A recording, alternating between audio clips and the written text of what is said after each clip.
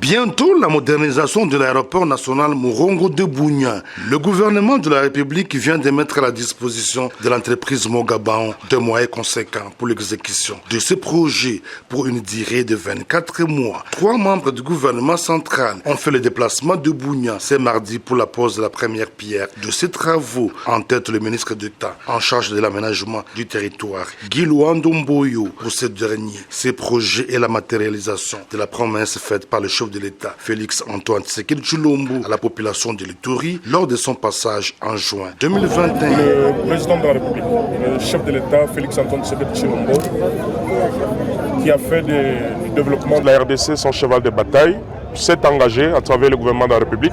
Vous savez, tout gouvernement est investi sur base d'un programme. Et avant qu'un programme puisse se mettre en œuvre, il y a une phase de préparation, de planification. Et donc, tout ce temps, nous étions en train de préparer plusieurs projets. Maintenant, nous sommes dans la phase de la matérialisation de ce projet-là.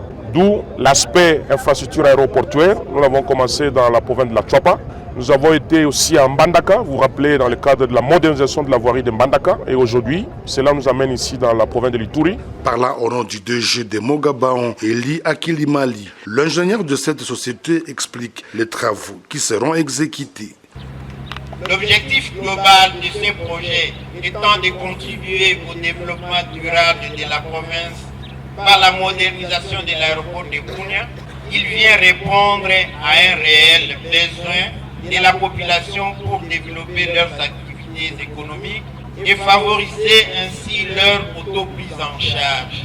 Ceci cadre avec l'une des 4 visions du chef de l'État. De son côté, le gouverneur militaire de l'Ituri, le lieutenant-général Luboyanka Johnny, estime que c'est une nouvelle ère qui s'ouvre pour les échanges commerciaux. C'est dans cette optique que l'état de siège a été décrété dans les 2 provinces de l'Ituri et du Nord Kivu en vue de rétablir l'autorité de l'État.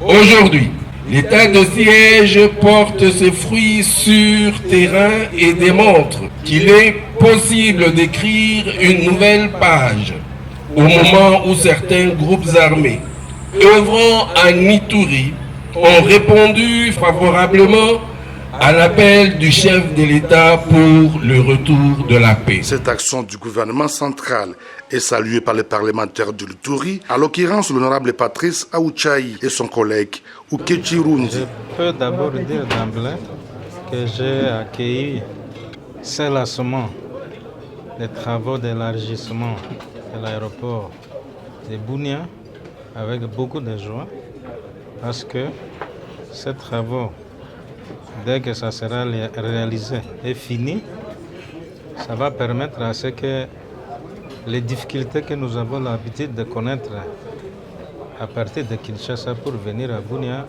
vont être résolues automatiquement.